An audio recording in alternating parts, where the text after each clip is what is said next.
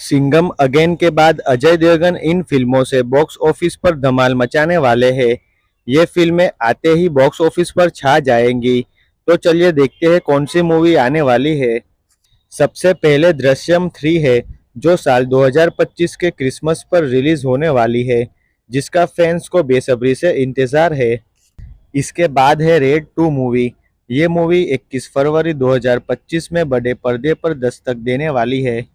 इसके बाद है सन ऑफ सरदार 2 मूवी, जो साल 2025 की 1 मई को रिलीज होने वाली है।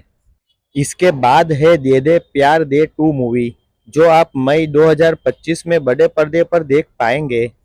इसके बाद जबरदस्त एक्शन मूवी भोला 2 आने वाली है, जो साल 2026 में बड़े पर्दे पर धमाल मचाने वाली है। इसके बाद कॉमेडी मूवी गोलमाल 5 आएगी, जो साल 2025 में बॉक्स ऑफिस पर छा जाने वाली है। डेली लेटेस्ट एंटरटेनमेंट न्यूज़ के लिए हमारी चैनल को सब्सक्राइब करें और बेल आइकन को ज़रूर दबाएं।